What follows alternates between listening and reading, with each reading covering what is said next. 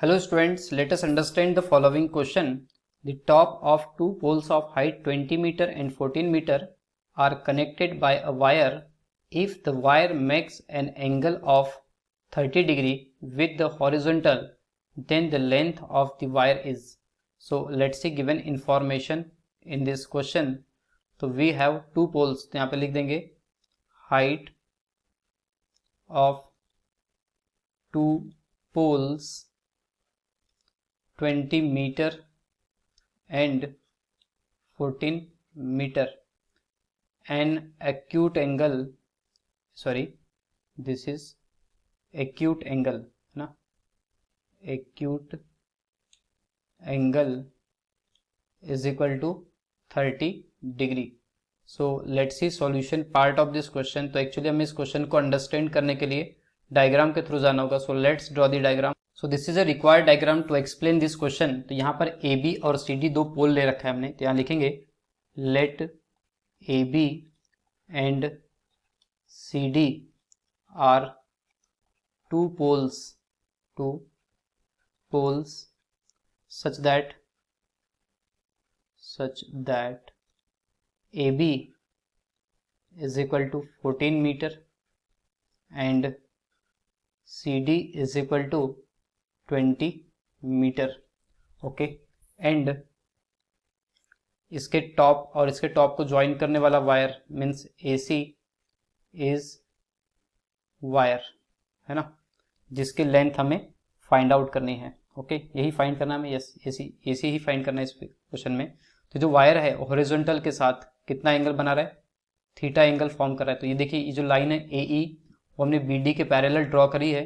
तो ऑब्वियस है कि ये हॉरिजॉन्टल के साथ में इस लाइन के साथ कहें या इस लाइन के साथ कहें, थीटा एंगल बना रहा होगा है ना, क्योंकि हॉरिजॉन्टल के साथ जितना एंगल बनाएगा उतना ही AE के साथ बनाएगा, क्योंकि हॉरिजॉन्टली लाइन के पैरेलल हमने AE ड्रॉ किया यहाँ से.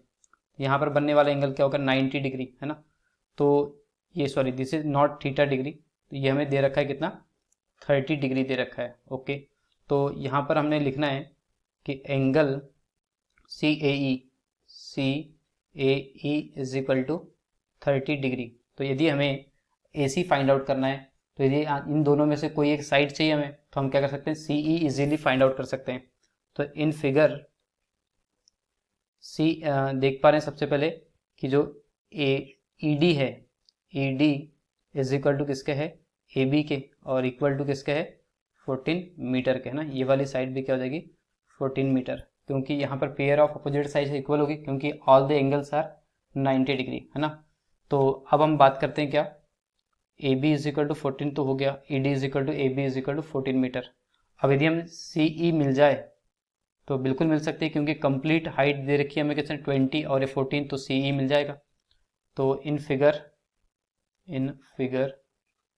CE can return as CD minus में DE.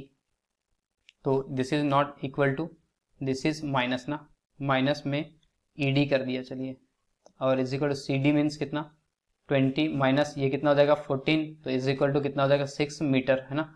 तो एक हम देख पा रहे हैं कि जो CE की लेंथ है वो कितनी है, 6. तो हमने क्या करना है, ट्राइंगल CAE में ट्रिग्नोमेट्रिक रेशो का यूज करना है. तो यहाँ पर देख पा रहे हैं इन ट्राइंगल AEC, तो एक्चुअली हमें वायर की लेंथ फाइंड करनी, जो कि क्या है AC, और उस ट्राइंगल में हाइपोटेनस की तरह बिहेव कर रहा है, और CE क्या है, परपेंडिकुलर. तो हाइपोटेनस और परपेंडिकुलर में रिलेशन बताने वाला ट्रिग्नोमेट्रिक रेशो क्या होता है, साइन थीटा, और उस ट्राइंगल में जो एंगल बन रहा है क्या है, 30 डिग्री. तो sine 30 degree is equal to perpendicular जो कि CE, और अपॉन में हाइपोटेनस जो कि क्या है AC. तो इम्प्लाइज दैट, देखिए यहाँ पे कितना हो गया 1/2, क्योंकि जानते हैं साइन 30 डिग्री कितना होता है, 1/2 होता है. CE अभी निकाला 6 और AC हमें फाइंड आउट करना है. यहाँ रेफरेंस में देंगे according to the trigonometric table sine 30 degree is equal to कितना होता है, 1/2 होता है. तो implies that AC is equal to कितना हो जाएगा, 12 मीटर. सो हमने यहाँ पे फाइनल आंसर लिखना है. So length of wire is equal to कितना, 12 metre. So let's see check which option is correct.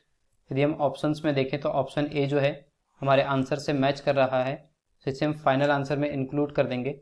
Hence option A is correct. I hope you understood by the solution. Thank you.